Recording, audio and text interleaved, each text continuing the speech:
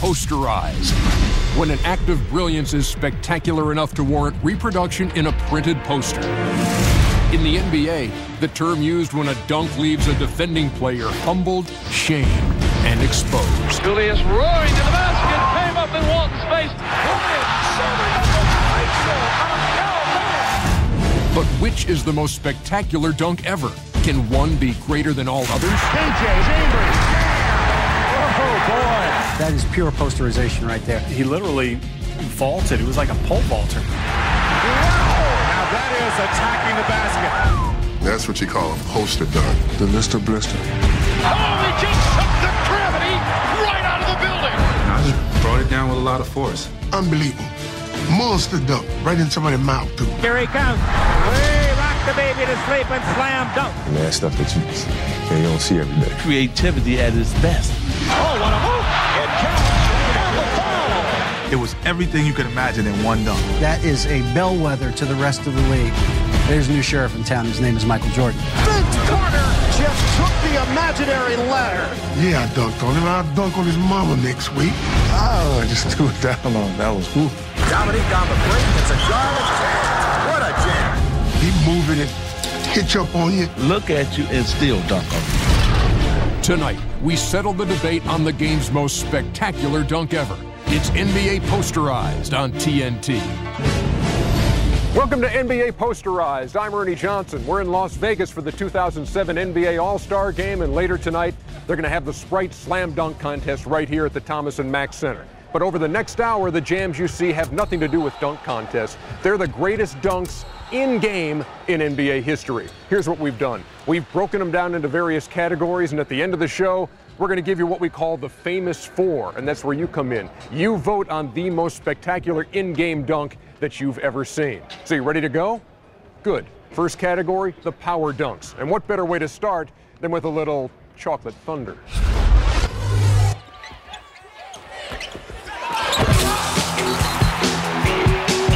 Such a sight because the glass went everywhere and Robinson was under the basket and he was trying to get out of the way. He was running and Darryl was in shock. First thing I was thinking is, oh man, I got to get out of here.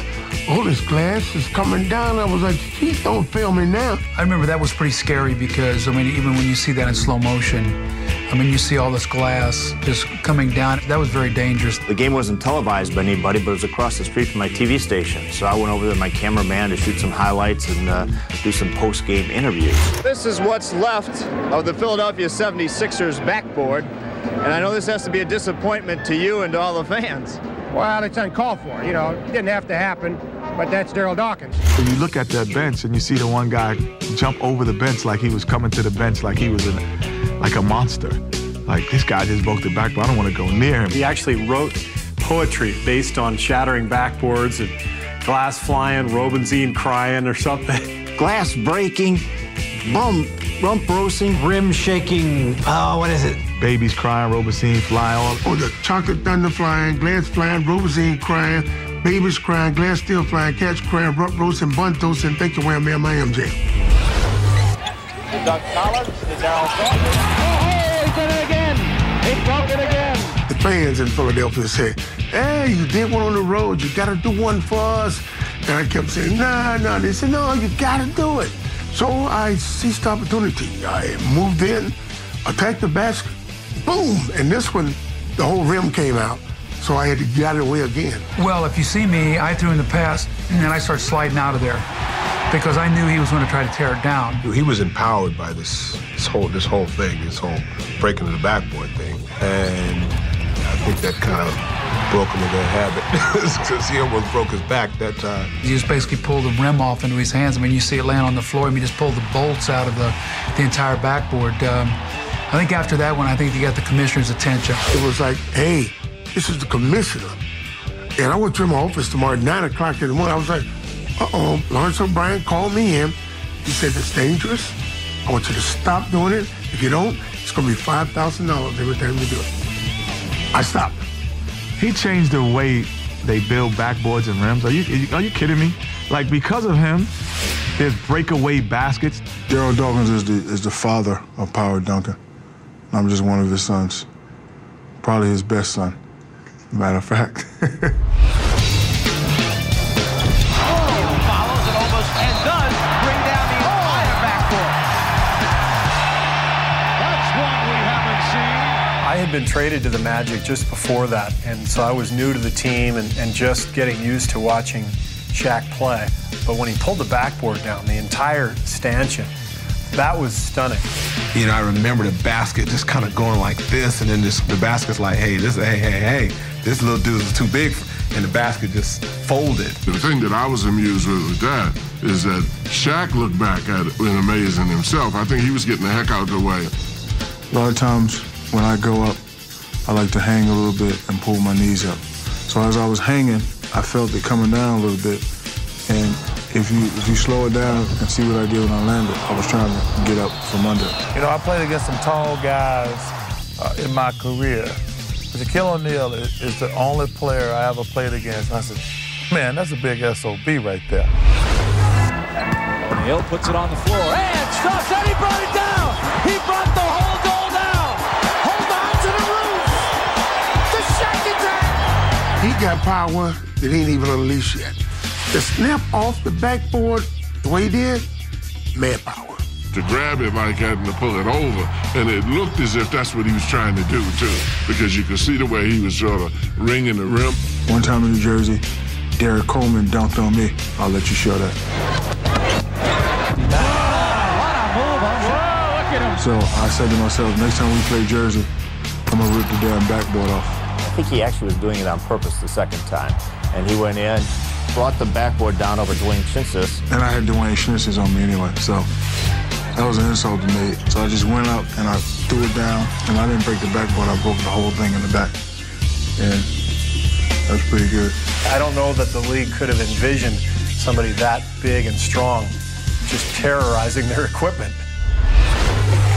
Julius roaring to the basket, came up in Walton's face. Dr. J over Bill Walton, that was like flying right in your mouth, chest to chest, boom. Bill Walton was a heck of a defensive player. But that day, it just didn't work out for Bill. He climbed so high. Remember, Bill Walton could jump back then. And he just kept going and going and going.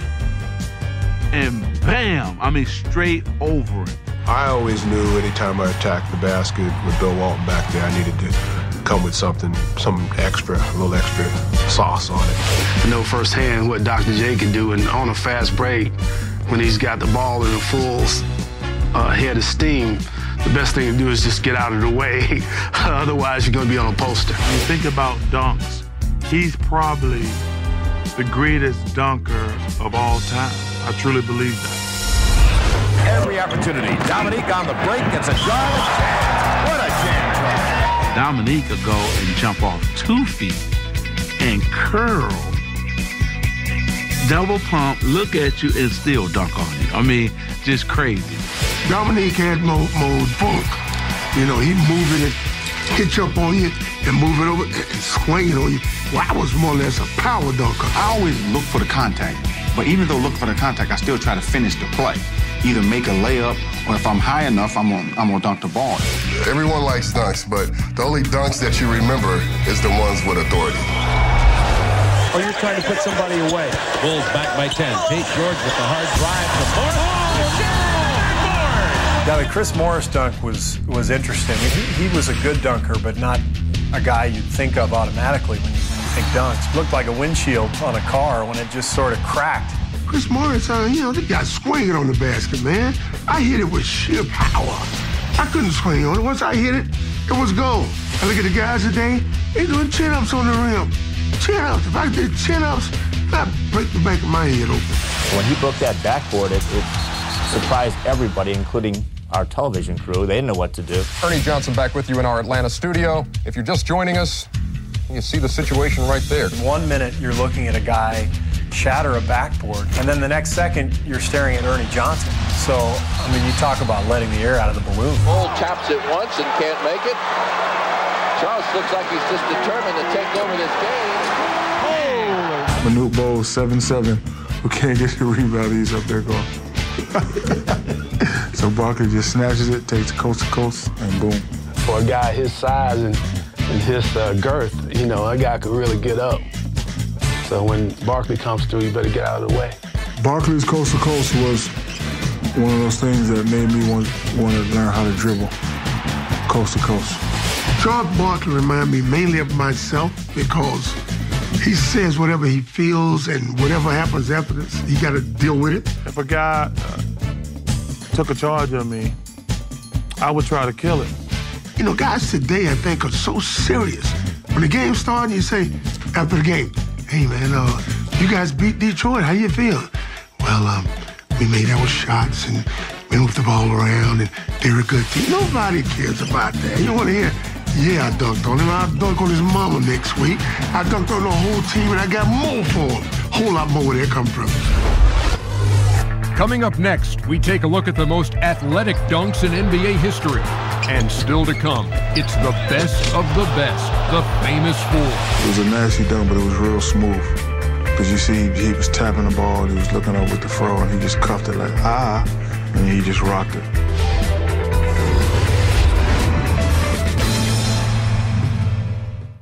NBA Posterized is brought to you by Autotrader.com, the smarter place to buy and sell a car, and by the new Air Jordan 22.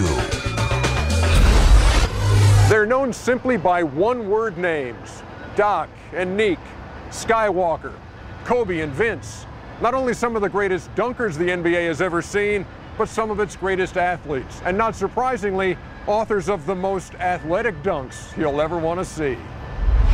20 from downtown this year. 20 of the... Vince Carter! Oh, my God. He went up on one side like this, brought it down, and came on the other side and dunked it like that. And that's when I realized he was for real. That was one of the ones that really, I think, stuck out in everybody's mind. And at that time, everywhere you go, people were like, how'd you do it? What made you do it? Once he started to go up and turn midair, I was like, well, what is he gonna do? And then once you see the dunk, you're like, did he really? He didn't. All right, let's get the ball out and let's go on up. Shot clock. Down low for Dominique. Baseline drive. Dominique. Oh, my goodness! I think that's the best dunk of all time in competition, in a game. I mean, when you look at the situation of that game, it was 105-105. After I made that dunk, Bob Lanier, after the game, wouldn't shake my hand, wouldn't speak. He didn't speak to me about 6 years. After that dunk, he hated me. Dominique had sexy force. Cause he was like real sexy. You know, especially when he had like a little S curl and the waves in his head. He was real sexy, but he had a lot of force with it. Dominique was moving it out of the way of defenders to dunk it, which is so different and so unique. He was the best in the business at that. Yeah, that's right. Well, they were 12 for 12 at half. That's perfect, but not enough time. Oh, what a play by David Thompson. Here you got one of the smaller guys in David Thompson jumping over their whole front line, catching one off the rim. I mean, he had his elbow over the rim. That was a pretty incredible dunk. He got the ball really high and just slammed it through and knocked a couple guys over. Dunked on top of a couple guys, and I think the coach got a little bit upset about it. Nasalki went right out on the court. He's got Del Harris upset. And I think Tom Nasalki was so stunned on the sidelines, I don't know if he believed what he saw, so he figured that had to be illegal. Well, now, that was terrible coat he had on, but for that era, he was cool.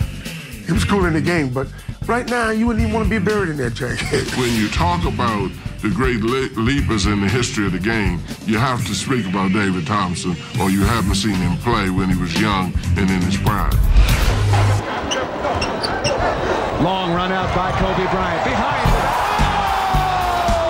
First of all, you got to remember, I'm catching it over my head.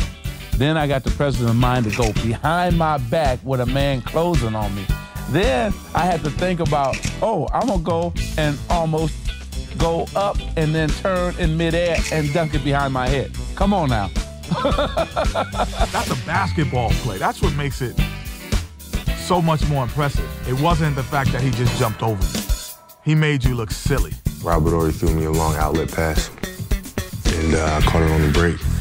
And I was just going to the basket, just trying to finish it, and he cut me off, so I put it behind my back, and then went from there. If you watch the defender, a guy by the name of Vincent Yarborough, who probably is watching this show and is seeing firsthand, and his family is watching alongside, that he was nearly posterized, but Vincent kind of puts his hands down so as to avoid the official word that you have been posterized.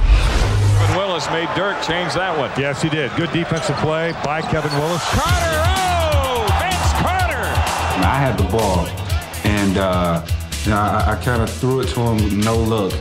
Got it, did a 360, one hand, the wrong way. And I never seen that. He did 360 the wrong way in transition. Basically threw him the ball, and I was going through the lane, so I was going to do a 360.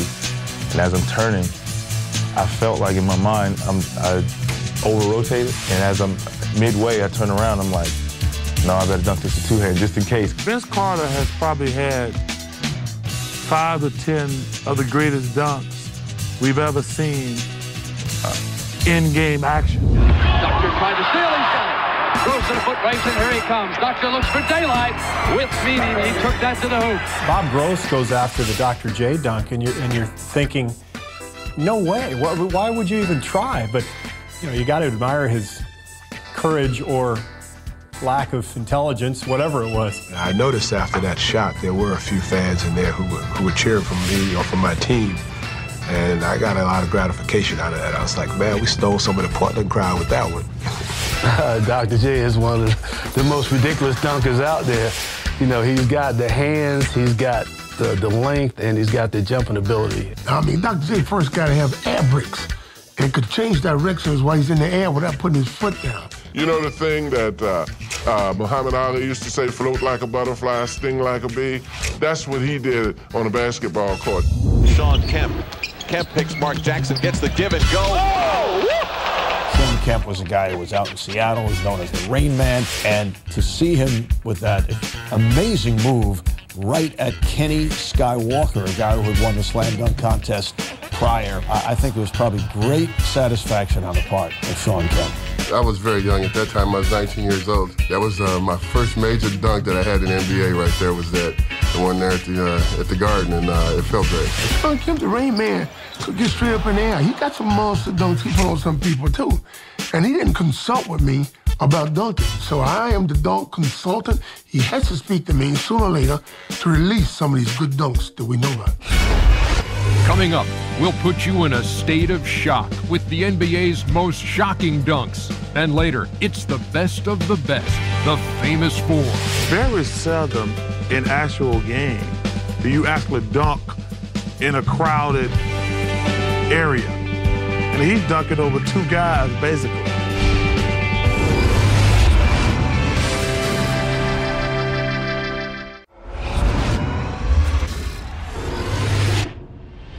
And now the dunks you never thought you'd see. Like the little guy throwing down over a big man. Or an improbable last-second alley-oop. Even a slam by Larry Bird. Here they are, the most shocking dunks. Here comes Tracy McGrady to the rim, off the glass, and it's done! Are you kidding me? That was a statement playing against my old team. Toronto, sending a message. I'm not going to just show you up, I'm going to embarrass you. T-Mac was going down the lane and seemed like it parted. He threw the ball over Rafer Alston's head and off the backboard, and he catches it 2 heads, so it's something that hadn't been seen. It was just a time where I had the utmost confidence within myself, and got the ball on the break one time, and I saw it open, and I was just, like I said, I was confident, and I tried it, and it worked. It was pretty impressive. So I had to steal it in the All-Star game a couple years later. Looks like the Hawks want to run. They find Wilkins. Look out. I think that dunk was I was just mad because I just got burnt 3 or 4 times by Larry. And that was probably just a dunk out of anger. I said, give me the ball in the wing and the rest of you got to get out of the way. I was trying to figure out why Larry Bird jumped. Because it was Nick's rookie year. He didn't know better. And that would break your fingers. Like, you would have your fingers broke if you really put your hand out there. Because not only he dunked it, he cocked it behind his head. Larry Bird was just at the wrong place at the wrong time. no matter how big and strong a guy is, if somebody is coming at you full speed, they have a really huge advantage. And he went over Larry Bird, and Larry Bird just spun around like a top and sat down on the court. Sat there and said, man, I just saw something firsthand that's unbelievable. Davis with a rip away. He'll run with Palazzo. Ricky to the hole! Well, I dare him to try that again. You know, now that I know where he was, I didn't know he was going to try to dunk it. I would have blocked it. You know, I thought he was going to lay it in, so I tried to take the charge. He actually cheapened the dunk by his reactions afterwards because the dunk was good enough. It's kind of like the guy who buys a Bentley, right? And he puts TVs in the headrest and put wheels, rims on it, and he cuts the top off to make it convert. Like, you don't have, that's a Bentley, man. You don't have to do all of that. Ricky Davis over Nash was, it was unfortunate, really, because clearly Nash just never recovered from the shock. Off the mark. Lakers had several chances, and here's Larry Bird chugging down the court. Well, first of all, Larry Bird can only jump that high, so you know he must have been feeling awfully good. Game 7, the margin of error is very slim. You don't want to try to go up and get blocked and miss the dunk. He finishes the play. So when he does something like that, a dunk, everybody's like shocked, like shell shocked, like, what? Larry Bird can dunk? And in traffic, and in the 7th game of the World Championship. Bryant to shot. The comeback was one of the greatest comebacks in Laker history, and I've been through a lot of those comebacks, but I never heard the Staples Center and LA crowd quite so loud. And well, that was the start of our dynasty. I mean, that's where it all began. At that moment in time, you know, I had it at the top of the floor in an isolation situation with Scotty, and I was able to get by him. Once I got to the basket, and I think it was Rashid, I saw him step up and plug the lane. And, you know, they took the body off the big fella. I was able to get it over the outstretched hand, and he finished it. I've been waiting for a pass like that a long time. So if you slow it down, you can see my eyes like, hey, you know, you come into the hole, and they've been leaving me all night. So if you throw it up, I'm going to go get it. In the background, you can see Phil Jackson kind of standing up on his tiptoes, like as if to say, get up, Shaq, go get it. We saw the defense come to him and just gave Shaq the loft to the basket, which was, you know, an exclamation point and also a big point factor that made the differential in the game. Pulls up in the paint. Oh, no! Allen Iverson. Personally, I knew he could get up like that. What's shocking about the dunk is really how high he is. His head is almost at the rim. You know, Allen Iverson he's special. You know, at 6 foot, 5'11", whatever he is. One, to make a play like that, but two, just what he's done in his career, over his career, just incredible. Incredible time and incredible elevation, incredible, whatever you want to say. A rebound follow dunk by a guy who's basically about 5'11", 160 pounds. You know, over all those giants, pretty incredible dunk, and I remember being just shocked when I saw that one. No fouls to give. Miller gets past Kittles. Miller inside with the slam. Reggie Miller ties it with 3.1 remaining. We were down 2. This was game 5. This was an elimination game on the road. Once I started to go up, I kept going up. To my shock. And you look at the tape, I got fouled. It should have been an and one. We would have been up 1. We would have won the game, but they didn't call it as they normally don't. But, yeah, that's shocking because, like I said, that was my last professional dunk in my career. That was very surprising because you rarely see Reggie dunk, especially in traffic.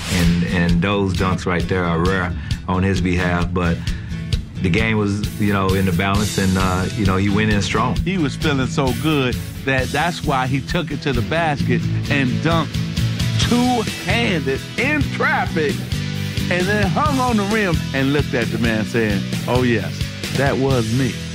Coming up next, we get up close and personal with the greatest in-your-face dunks. And later, it's the nastiest dunks you're ever going to see, the famous 4.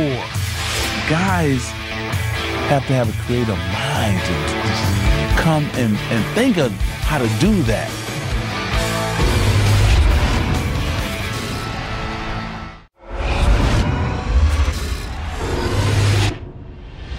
Up next greatest are the dunks that happen when the irresistible force meets the very movable object. The dunker is immortalized. The donkey is posterized. And the crowd yells, "In your face!" Carter's got it. Carter drives. Oh! Big finish! Vince Carter! He wrapped it and touched Alonzo in the air. I was like, "Hello, Alonzo, how you doing?" I just threw it down on him. That was nasty. You got to find ways to intimidate shot blocking. Unfortunately, guys like Alonzo Mourning never gets intimidated. He's just going to keep coming. But it makes a statement, and the fact that he turned sideways made it a little special. That's one of the things that I always said to the guys. If you're afraid to get dunked on, don't be a shot blocker. You know, stay out and let the guy go to the basket and let him act like he's in a dunk contest. So I was thinking, okay, I have to take the hit first, and hopefully I'm high enough to still dunk it, and it happened. So I think that's what that satisfaction of that play comes from, because it's something I thought about, and it actually came to fruition. Carter elevates and throws it down. My goodness. Once I hit him, I felt like I just kept going higher and higher, and he was on his way down, and I'm still on my way up, and I got him. When he hit Dikembe, he went up to another level. It was like he was looking down at Deke and dunked the ball. And the face that I made was, it was perfect for that kind of dunk. In that huddle, I looked at him, I said, "Deke, that was ugly." "That's okay. I block more shots than any man on this universe right now." I said, "Yeah, but you can't wag the finger this time." I've caught some of the Vince, and they have caught me well, too. I remember the playoff against Toronto. He came in. He almost tried to break my hand. And my hand got caught on the rim just like this, and my skin came off. And I blocked the ball. Great feeling, because he probably dunked. For that one dunk, he blocked my dunk probably 5 or 6 times before that. Longley with a great feed to Michael Jordan, who went back door. And that's a mental dunk, much more so than a physical dunk. That is, I own you. That's an I own you dunk. You know, the little finger wave afterwards. Oh, we still talk about it. We went to dinner this summer, and that was all about. He said, "Dick, you remember I got you. So you cannot go and retire and say that I never got you, but you remember I got this on film." That's the beauty of basketball. When you got a good defensive player and you got a guy who's saying, "You're not going to get to the basket, I'm going to protect this goal." And in the same token, you're saying, I got you that time, didn't I? Myers for Pippen. Oh, a faithful Scottie Pippen in the face of Patrick Ewing, who did not appreciate it. Ewing is set. Scottie is set. It's like, okay, let's take the elevator up. Ewing goes to the 10th floor, Scottie went to the 11th. That's it. What stands out most in my mind about that is that Pippen just steps over Ewing, and this really symbolized that entire period and the series of magnificent games between the Bulls and the Knicks, who really detested each other. Scottie kind of throws him to the ground a little bit, and it's almost like down goes Frazier. Down goes Frazier. That's what everyone at home was saying. Down goes Ewing. Down goes Ewing. And Scottie knew exactly what he was doing, too, because to stand over him and look at him, in basketball, that's the worst thing you can do. That's not nice, Scottie. That's not a nice thing. Here comes McCready.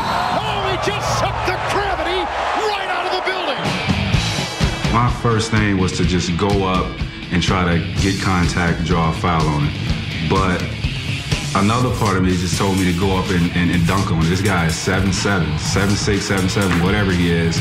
And just make a post out of. You know, it's possibly be his last year in the league, so you know, send him a going away present. Yeah, I mean, he retired maybe because of it, right? He said, enough. You know, I can only be the Mount Everest of all these great jumpers here for so long. What was really crazy about that dunk is, like, when you do something, if you're the opponent and, you know, the home team, if you do something spectacular, they never show it on the Jumbotron. They never show the replay or anything. They actually show the replay on the big screen. They just sucked the gravity right out of the building. Yes! Centered on the facial on Yao Ming.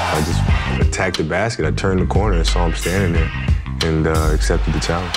There was so much hype about, the guy coming from China. He had a big X on his chest. He had a big circle and a big bullseye on his chest. And everybody was trying to let him know that this is a different world and a different game. It's fun to dunk over 7-footers. Once you catch them, 1 out of every 10 times or whatever it is, it's always exciting. So, hello, Mr. Yao Ming. Welcome to the league. 2-on-1. Here's McInnes with the high dribble.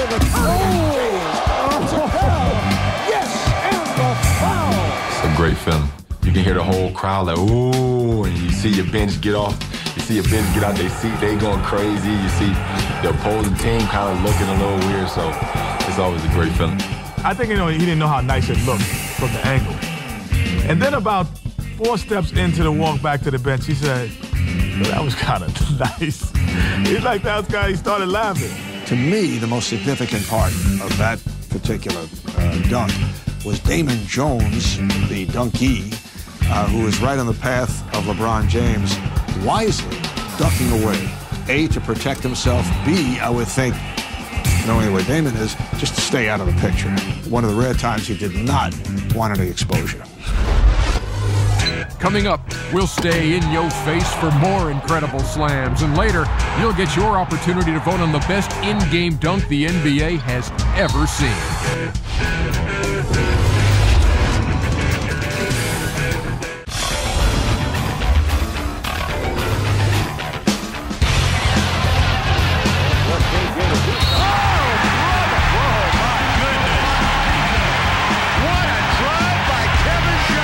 I was mad at Cleveland for trading me. I was mad at Hot Rod for being on the other team, and I just went to the basket and I saw Hot Rod, and I just had one of those flashbacks of a little man complex. So I just went up and binged on him real quick.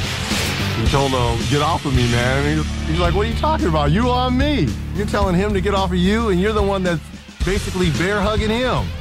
The nerve of KJ. Come on now. I probably did say something crazy because I was so pumped up at the time. And again, as a smaller player in the league, whenever you can dunk on somebody bigger than you, you gotta drag it out. You gotta make it last. I was hanging on the rim and making sure that everybody got a shot of it.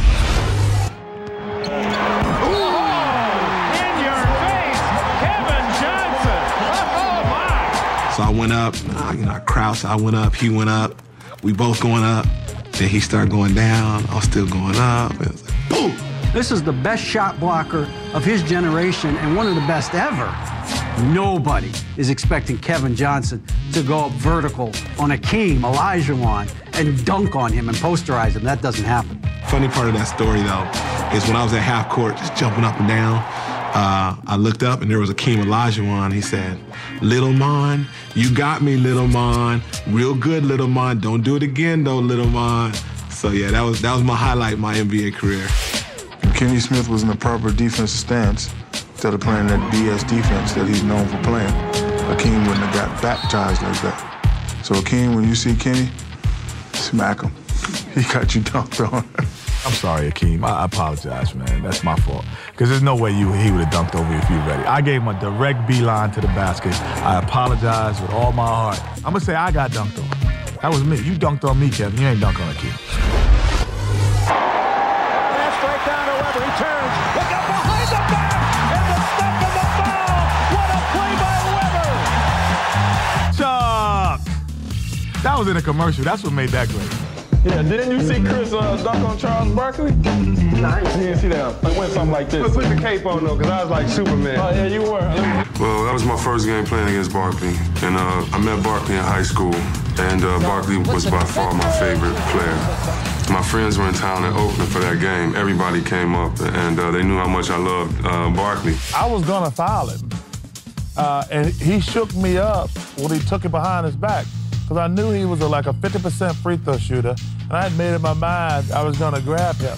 But when he took the ball behind his back, I couldn't get close enough to him to grab it. I had a poster at home with him jumping with me and both his hands out, like kind of in a helpless position. And when I dunked on him and got the foul, I looked up to my boys in the stands and said, now what? I'm in the NBA. What could be better than to be a #1 pick and dunk on your idol? Swings it up top of the key. Bounces the ball to Amari Stoudemire, who flies in for an amazing wham, bam, slam. Get that guy a cape.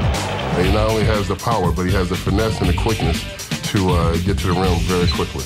I'm a fan of his dunks and a fan of his game. It was a rush. You know, once I dunked it, I got a rush. It was just an amazing play. And if you watch the footage, my expression came out after the dunk. So it was definitely fun. You know that space he had? Because that's nasty. It smelled. That dunk was. But what made it, like I said, what makes that is Steph. Because after the dump down, I think Steph kind of knew that he had set up the Candyman a little bit for the dunk, and once it goes through, he sells the dunk. You love the dunk, but I love Steph's reaction, probably a little bit more. They swarm him in that double team along the baseline. Now Kemp going to the hoop. Sean Kemp was one of the most explosive leapers we've ever had. His talent level was off the charts. And when he was in his prime, he could do anything athletic-wise. Sean Kemp, power, funk. My favorite dunk on Sean Kemp was when he took a dribble and cocked it and cuffed it and threw it down on Alton Lister, and Alton fell, and he pointed at him. The Lister blister, yes. That was a playoff game, and we were giving out some pretty nasty fouls in that fourth quarter right there. So what you seen was a little frustration come out of me. So I used to tease the guys on the court, and I used to be like, hey, if you start that with me, I'm going to put you on the poster tonight. You've seen the rest, now witness the best. Stay tuned because the famous four are next on NBA Posterized. It was dunking in traffic, it was force, it was finesse, it was everything you can imagine in one dunk.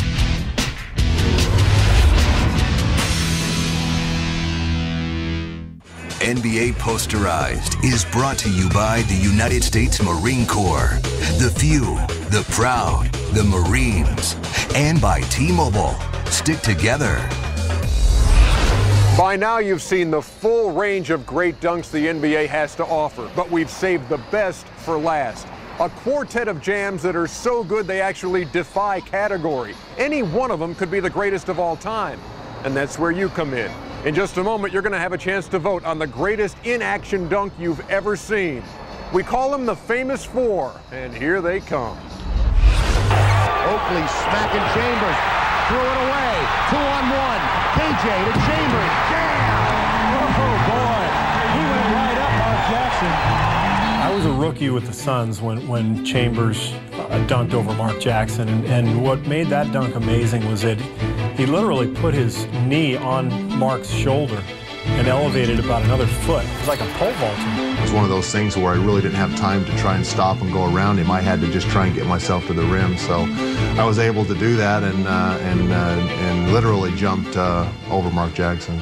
He tried to protect himself and maybe gave me even a little bit more of a boost because I know I had to kind of duck to not hit my head when I was coming down from that dunk. Mark Jackson's thinking, I'm going to show my coach here that I'm a team guy. I'm going to take a knee in the stomach for my team, and we're going the other way. And you go, whoa! Where's that guy going? You know, a lot of great dunks get posterized and made onto, printed on a piece of paper, but this one was such a good one. Thanks to the Phoenix Suns, they bronzed it for me. Thanks to Mark Jackson and the Phoenix Suns, this one will be looked at for a long time. Starks, yes! What a move by Starks, who was able to sky to the basket. I remember calling that game, and I remember Starks starting with the dribble, and you wondered, where is he going? Because you see three Bulls around there, primarily Michael Jordan and Horace Grant. Baseline just opened up, and so as I was dribbling, I saw Horace Grant. I was like, I got to go in here strong. So I jumped with all I had in me and dunked it. Spent out and ran back down court, not knowing what had happened because it was just another play to me.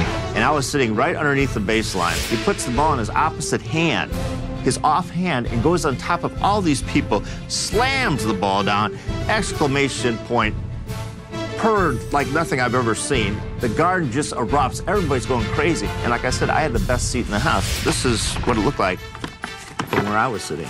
That was a huge dunk. That's a tough dunk for me to watch, actually, because we go up 2-0 in that series.